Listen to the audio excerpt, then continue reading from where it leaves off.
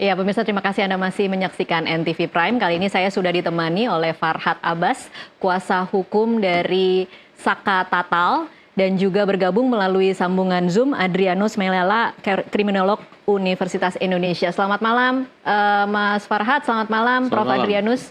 Selamat malam. Iya, terima kasih. Selamat malam, Mbak Tasya. Selamat malam, Mas Farhad. Selamat malam, Prof. Malam, semoga semua dalam kondisi sehat ya. Kita akan membicarakan kasus Vina, tapi sebelum kita mulai perbincangan ini, kita akan sama-sama saksikan informasi berikut ini.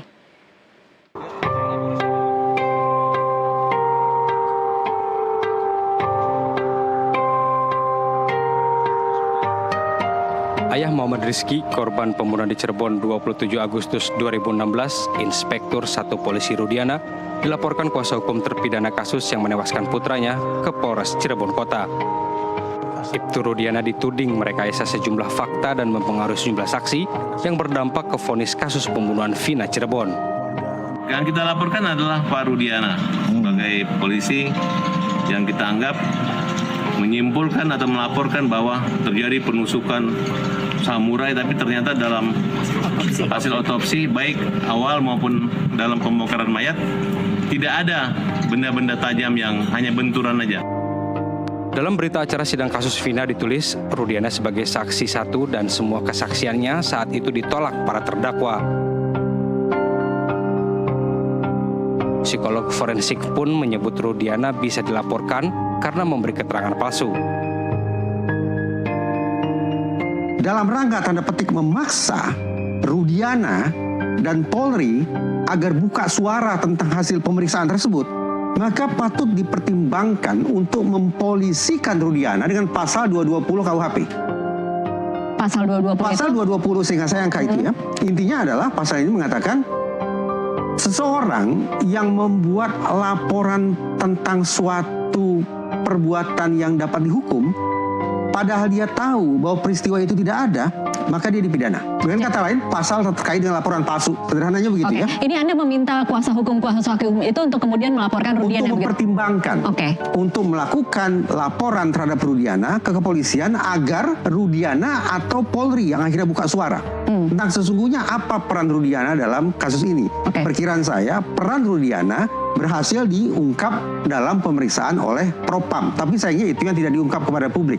Nah, harapan saya kalau kemudian ada teman-teman yang melaporkan Rudiana dengan menggunakan pasal itu nanti, maka akan muncul daya paksa Rudiana harus buka suara.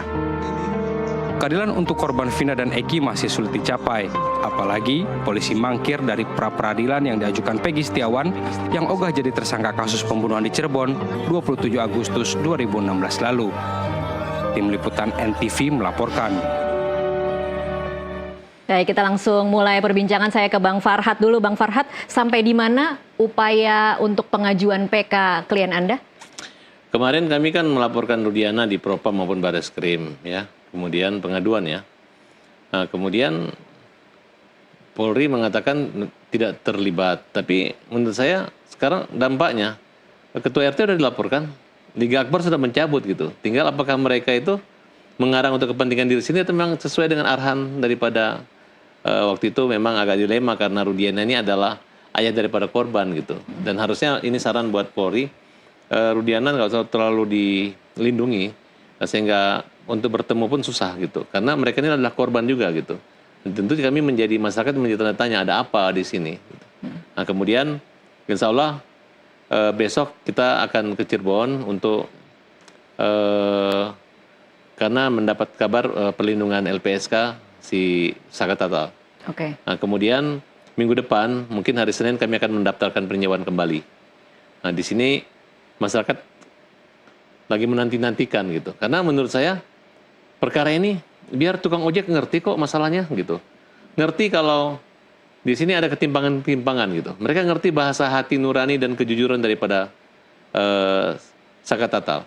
Jangan lagi dikatakan Saka Tatal itu berbohong, dan jangan lagi pihak Polri menggunakan cara-cara bahwa dia didampingi, ini fotonya, nggak begitu caranya. Karena dari awal penangkapan sampai pemeriksaan tidak pernah bertemu dengan pengacara sampai tanggal 16 September. Jangan foto itu digunakan untuk mengatakan berbohong. Karena kalau misalnya Saka Tatal berbohong, berarti kami pengacara juga berbohong. Nah, jangan menggunakan logika analogi yang seperti itu yang menurut saya hanya untuk mengejek, mempermalukan kami. Padahal tujuan kami ini adalah bagus. Ini persoalan bukan antara polisi dengan pengacara, bukan antara mantan terpidana dengan polisi, tapi ini adalah mantan terpidana dan terpidana ini dengan hukum, dengan keadilan yang ada gitu. Harusnya polisi tidak menjadi penyidik, kemudian mengatakan kalau kalah salah polisi, tidak. Tapi harusnya menjadi penegak hukum, tapi menjadi juga dokter hukum. Jadi kalau ada yang salah, diperbaiki, ada malpraktek, diluruskan, diberi sanksi. Kemudian disitulah perlindungannya. Bukan ketika Rudiana salah, ketika Rudiana anaknya dibunuh, tangkap pembunuhnya.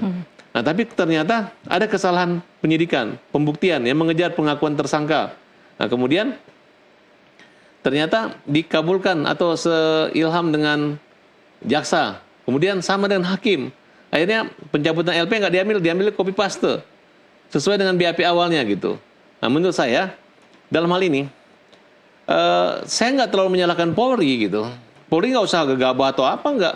Karena kunci utama dalam persidangan ini sehingga bisa dihukum berat itu adanya peran jaksa yang MP21 mengakukan dakwaan, tuntutan, dan dihukum. Oke. Mereka nuntut hukuman mati, ya kalau mereka sadar bahwa ini memang tidak terbukti, harusnya jaksanya udah mengerti kalau perlu dituntut bebas mereka ini, karena berbeda, baik dakwaan antara yang satu dengan yang lima berbeda, baik penyebabnya, motifnya juga berbeda, kemudian saksi-saksinya tidak ada hadir di pengadilan, hanya sumpah, jadi susah. Karena mereka kejar adalah pengakuan tersangka aja, bagaimana mengungkap kebenaran material, kalau caranya seperti itu. Oke, kalau kemarin polisi sempat menunjukkan foto, klien Anda diperiksa tidak dalam tekanan, komentar Anda? Saka Tata ini adalah anak kecil. Dia baru didampingi pengacara dan ketemu itu tanggal 16 tanggal 15-16 yang difoto itu. Itu bukan tantenya, itu adalah dari pegawai Bapas, ibu yang gemuk itu. Oke. Dan jadi kemana pada tanggal 31 sampai tanggal 16 itu yang kita cari gitu. Karena Saka Tata melakukan penindasan sejak saat itu.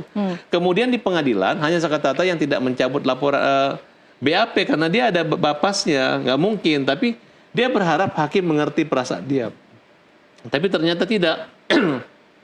Hakim selalu mengarahkan ke BAP kembali. Kemudian nggak percayalah. Jadi seperti melakukan persidangan. Padahal persidangan Saka Tata inilah yang menjebak semua skenario semua ini menjadi benar. Kenapa? Karena dia punya peran cuma dianggap memukul satu kali. Bukan memukul dua. Hanya satu Eki, bukan Pina. Tapi dalam pertimbangan hakim, gara-gara Saka Tata lah yang mengakibatkan kematian dua orang ini. Dia nggak bisa memisahkan apa peran daripada, apa motif dia membunuh, apa manfaat setelah meninggal, itu tidak ada. Nah, jadi menurut saya, ya kalau kita bocorin nih, untuk Nopim ke depan di samping salah penerapan hukum hakim yang memeriksa itu, tapi juga kekeliruan yang nyata. Kemudian ada beberapa contoh foto-foto maupun olah TKP lalu lintas saat itu. Kalau dikatakan ada 2 TKP tentang pembunuhan, saya nggak percaya. Karena darah yang ditemukan di lokasi TKP di jembatan itu, trotoar, itu kelihatan itu adalah kecelakaan tunggal. Tidak ada ceceran darah gitu. Darah segar gitu. Jadi harusnya Rudiana dan pihak kepolisian menyadari gitu bahwa awalnya mereka kata itu benar gitu. Kecuali mereka mengaku bahwa Aib melihat jarak dekat, mengalami, melihat ada di situ. Ini aja Aib aja ngelihatnya jarak 50 meter, masa dia bisa menyebutkan motor segala macam, kemudian dia lari karena ketakutan. Kan kira-kira seperti itu. Saya ke Prof. Adrianus dulu. Prof. Adrianus, apa catatan Anda tentang perkembangan penyidikan kasus Vina ini mulai sejak Mei ketika filmnya meledak di masyarakat hingga hari ini, termasuk soal kinerja polisi, Prof? Ya, kan banyak dinamika terjadi di luar panggung peradilan ya, di media massa, demikian juga berbagai forum-forum informal begitu. Nah, sementara belum ada yang masuk ke konteks peradilan itu sendiri. Maka saya menyambut baik ketika para PH dari PEGI sudah mengajukan pra peradilan, dan saya juga menyambut baik ketika Mas Farhad dan kawan-kawan akan mengajukan PK terkait dengan kasus Saka Tatal. Karena dengan begitu lalu kemudian kita sudah mulai masuk ke dalam forum yang sesungguhnya dalam rangka pencarian keadilan bagi bagi Peggy dan bagi Saka Tatal. Bagi saya kalau masih di luar ya itu nanti tentu tidak akan ada gunanya juga bagi kedua klien ini ya, selalu harus berada dalam situasi forum peradilan. Jadi kita menunggu tuh kapan dimajukan PK dari Saka Tatal ini. Demikian. Baik, Prof. Adrianus, kalau Anda membacanya seberapa besar peluang PK dari para terpidana yang masih ditahan maupun Saka Tatal untuk kemudian mengajukan PK dan dikabulkan? Apakah cukup dengan kesaksian-kesaksian yang ditarik atau keterangan-keterangan BAP yang ditarik itu kemudian cukup untuk memenangkan PK ini? Saya punya dua pendapat ya, Pak. Jadi kalau dalam bahasa forensik, kalau misalnya semua bukti itu masih berada pada konteks circumstantial atau bukti-bukti terkait dengan konteks, itu lemah, ya, lemah. Atau apalagi ketika circumstantial itu lebih fokus lagi adalah bukti-bukti yang terkait dengan hearsay evidence namanya, bukti yang katanya-katanya, gitu. Jadi selain pertama terkait dengan situasi yang bersifat pendukung, yang kedua tambah lagi dengan apa yang dikatakan sebagai katanya-katanya, maka saya kira itu lemah sekali. Jadi kalau PH mengajukan itu saya kira akan lemah. Yang kuat adalah bukti-bukti yang primary ya, yang substansial. Seperti apa misalnya, Prof? Maaf? Seperti apa misalnya kalau bukti-bukti itu harus kuat, bentuknya seperti apa? Ya ini saya mau terangkan ini, yakni soal bukti-bukti primer yang misalnya DNA, demikian juga darah, demikian juga sidik jari, atau yang kedua adalah yang lebih kurang sedikit adalah soal misalnya foto atau rekaman. Mengapa saya katakan agak kurang kuat? Karena foto dan rekaman atau video bisa dimanipulasi, bisa ditimpa. Ya. Dengan kata lain, dia berada pada konteks yang kurang kuat. Sementara kalau DNA, sidik jari dan darah itu sesuatu yang sudah firm ya, sudah kuat sekali dan tidak bisa diganggu. Nah, yang paling lemah adalah terkait dengan kesaksian yang bersifat cerita, yang bersifat naratif. Hal mana harus diingat bahwa kita sudah berada dalam 8 tahun ya dari situasi awalnya, sehingga banyak sekali yang katanya ingatan sebenarnya bukan ingatan tapi persepsi. Banyak sekali hal yang katanya ingatan tapi sebetulnya kepentingan. Banyak sekali hal yang katanya ingatan tapi sebetulnya sudah di-leading ya, sudah dipenuhi dengan berbagai macam info-info baru. Nah, ini juga menurut saya akan sesuatu yang melemahkan di mata hakim yang memeriksa kasus ini. Demikian. Baik, Prof, kalau bicara soal DNA, darah, sidik jari kan sudah diakui oleh polisi, dijabarkan juga oleh Kompolnas bahwa itu tidak dilakukan di 2016. Apakah artinya kemudian ini nanti akan argumen atau adu kesaksian yang katanya-katanya dari dua belah pihak, baik versi polisi maupun versi terpidana? Itu dia masalahnya. Jadi ketika saudara Peggy diperiksa dan kemudian dikumpulkan alat buktinya oleh kepolisian, maka kita juga menunggu tuh apakah polisi punya bukti sekuat DNA, sekuat darah atau tidak sebetulnya. Sebagai contoh misalnya ketika Peggy itu dimintai keterangan secara psikologis ya, dan dites psikologis dalam rangka pencarian karakter kepribadiannya, ini kita juga sudah mulai curiga nih. Jangan-jangan polisi sebenarnya nggak punya apa-apa juga gitu ya. Nah, maka ketika polisi nggak punya apa-apa dan PH Peggy punya sesuatu yang lebih meyakinkan, maka jangan heran kemudian PK Peggy akan diterima oleh hakim. Tapi jangan-jangan, nah ini juga menarik bahwa sebetulnya PH-nya Peggy tidak punya apa-apa juga gitu ya. Atau juga dalam hal ini misalnya Mas Farhad dan kawan-kawan sebenarnya juga nggak punya apa-apa juga. Nah, maka kalau kemudian hakim menolak PK-nya Saka Tatal ya jangan marah juga begitu ya. Demikian. Baik, Prof, kalau mendengar penjelasan Anda sama lemahnya, berarti harus seperti apa mengurai benang kusut ini? Ya, sekali lagi kalau kita sudah masuk dalam konteks peradilan, maka tentu hukum acara yang bermain, prinsip-prinsip atau asas-asas hukum yang bermain, dan keyakinan hakim yang bermain, mau nggak mau gitu ya. Maka dalam hal ini, pemberian kesaksian yang meyakinkan, pengkonstruksian kasus yang meyakinkan, demikian juga kemudian menghadirkan saksi-saksi secara meyakinkan, itu adalah sesuatu yang memang menjadi urusan peradilan. Dan dalam hal ini tentu saja para PH tentu tahu ya, misalnya sebagai contoh ketika memiliki 5 barang bukti misalnya, maka bagaimana itu kemudian disodorkan kepada hakim satu persatu. Pertama-tama disodorkan yang kurang kuat dulu, lalu kemudian yang paling kuat disodorkan belakangan, agar kemudian hakim terimpresi dan kemudian itu yang paling mempengaruhi dalam rangka putusan hakim. Nah, mau nggak mau itulah yang kemudian sudah sudah harus dilakukan ketika sudah masuk dalam dunia peradilan. Betapapun demikian menurut saya jauh lebih bagus teman-teman sekalian daripada ngomong liar di koran, ngomong liar di media yang lalu sudah memojokkan salah satu pihak ya, apakah itu Peggy sendiri, Saka Tatal ataupun kepolisian. Saya kira dua-duanya juga nggak boleh itu disudutkan dan segeralah kita masuk dalam dunia peradilan. Demikian. Tapi Prof, saya ingat komentar Anda bahwa agak sulit mungkin nanti berpikir bahwa apa yang ada di peradilan itu atau bagaimana hakim nanti akan memutuskan itu akan benar-benar lepas dari opini publik yang berkembang saat ini. Masih seperti itu pendapat Anda, Prof? Saya kira karena semua pemainnya baru ini ya, penyidiknya baru, jaksanya baru, dan juga hakimnya baru, maka tentu walaupun ada opini, tapi tentu sudah mulai atau sudah sudah tidak ada lagi semacam beban-beban pada masa lalu gitu ya. Paling tidak mereka lebih dingin, lebih berjarak dan tidak bias ya dengan situasi pada masa lalu. Memang ini semacam penyakit ya ketika ada semacam kedekatan antara polisi, jaksa dan hakim.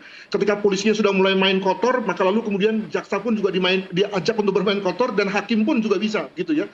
Nah, tapi dalam kondisi sekarang ini di mana semua mata menyorot mereka, maka saya kira mereka tidak akan berani untuk main-main kotor tadi ya, dan juga pasti akan mati-matian mengurangi bias jika ada pada mereka, dan hanya akan memutuskan tergantung pada apa yang disodorkan di depan mereka pada saat peradilan nanti. Demikian. Oke, saya ke Bang Farhad. Bang Farhad mungkin mau memberikan komentar soal kalau cuma bermodal kesaksian itu nanti akan lemah. Sebenarnya kan kalau kita pengacara yang berpengalaman udah mengerti gitu bahwa untuk melakukan PK itu memang agak 1 dibanding 1000 gitu. Tapi kan ini secara kasat mata kan tampak nyata gitu. Kasus ini juga kalau hanya main-main aja kurang bukti ya saya mungkin nggak berada di situ gitu. Tapi saya melihat ini memang ada kesalahan dari sistem pembuktian yang mengejar kemampuan tersangka, kemudian dengan tidak hadirnya beberapa orang dan dengan dicabutnya beberapa keterangan-keterangan ini, kemudian dengan dilapornya Pak RT, nah kemudian kita bisa melihat perbedaan dakwaan-dakwaan antara anak kecil dengan yang dewasa. Nah kemudian kita bisa melihat hasil visum et repertumnya, hasil otopsinya, kemudian peran daripada Rudiananya, kemudian cara memperlakukannya itu udah kelihatan sekali. Jadi menurut kita ini belum maksimal karena dari awal pledoi daripada Saka Tatal ditolak oleh majelis hakim di pengadilan negeri dengan alasan salah nomor perkara. Padahal itu nomor daftar kuasa yang sama nomor perkaranya. Kemudian di pengadilan tinggi juga sudah menyerahkan memori banding tapi tidak disampaikan kepada pengadilan tinggi majelis, dan majelis mengatakan tidak dikesampingkan juga gara-gara tidak menyertakan memori banding. Jadi betul-betul sama aja ini orang dihadiri tanpa pengacara. Nah, oleh karena itu kami sekarang sama aja dengan mulai sidang kembali, kita meyakinkan untuk ditinjau kembali, kemudian kita gelar kembali, kita tampakkan saksi, kemudian tidak hanya bukti-bukti kata visum yang ada, tapi kita akan memanggil ahli-ahli visum juga, ahli-ahli forensik untuk menilai apakah sesuai kalau dikatakan ditusuk, mana tusukannya gitu. Kemudian kalau akibat kematian itu karena samurai, mana bekas samurainya gitu.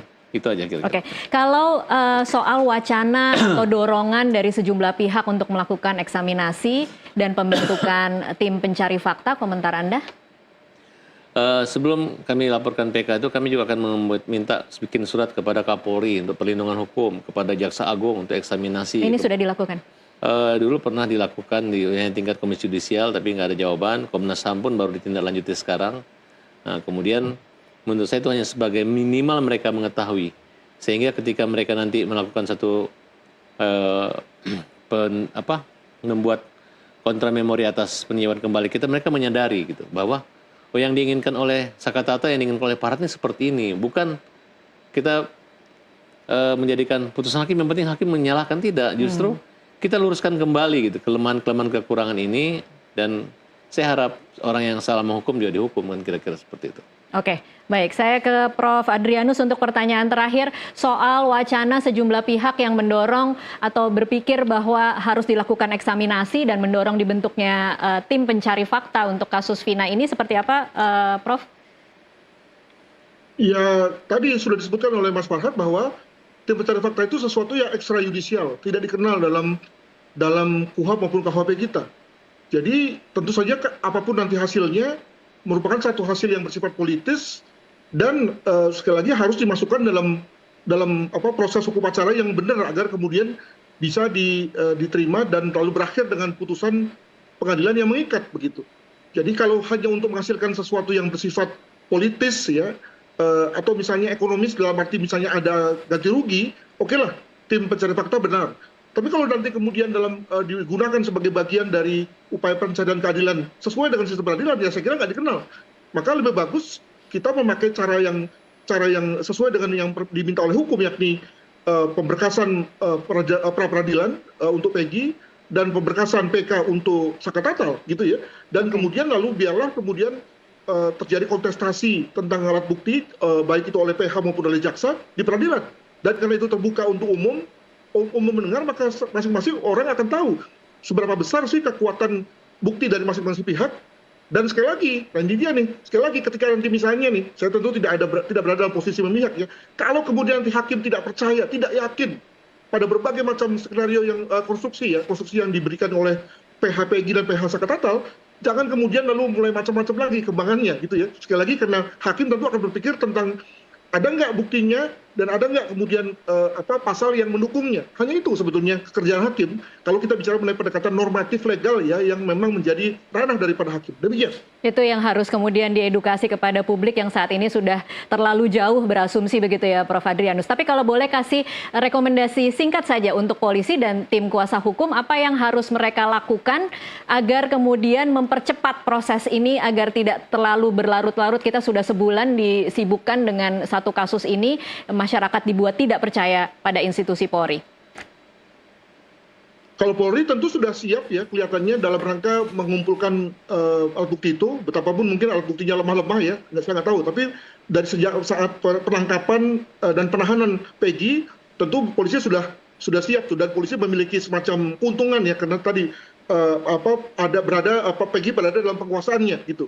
Tapi juga di pihak lain kan juga kita mengharapkan agar pengacara Peggy segera memasukkan perapitnya, tapi ternyata tidak kunjung masuk, dan kita menduga bahwa kelihatannya juga pengacara Peggy juga sebetulnya berhitung-hitung juga ya mengenai kekuatannya. Nah sekarang ketika misalnya Mas Farhad dan kawan-kawan akan mengajukan novum PK kepada Saka Tatal yang implisit harus ada novumnya, maka ya jangan akan terus gitu ya. Maka tentu kami sebagai pengamat ya segera ingin tahu apa sih yang diberkas dan apa sih yang diajukan, dan segera kemudian lalu didaftarkan oleh pengadilan dan kemudian disidangkan. Jadi saya kira tergantung para pemain sendiri nih dalam rangka mempercepat proses itu dan membuat masyarakat tidak lagi menanti-nanti sebagaimana yang kita lihat sekarang ini. Begitu. Baik, terima kasih Prof. Adrianus untuk waktunya bersama kami di NTV Prime. Terima kasih juga Bang Farhad Abbas untuk waktunya bersama kami. Kita akan sama-sama menantikan bagaimana perkembangan kasus Vina ini. Kita akan menyaksikan di 1 Juli hari Senin bagaimana sidang pra-peradilan Peggy Setiawan. Kemudian dari pihak Saka Tatal juga akan mengajukan PK, dan kita juga akan menantikan berbagai perkembangan lainnya dalam kasus Vina hanya di Nusantara TV. Saya Tasya Lutmila mewakili seluruh kerabat kerja yang bertugas mengucapkan terima kasih atas perhatian Anda. Sampai jumpa. Terima kasih.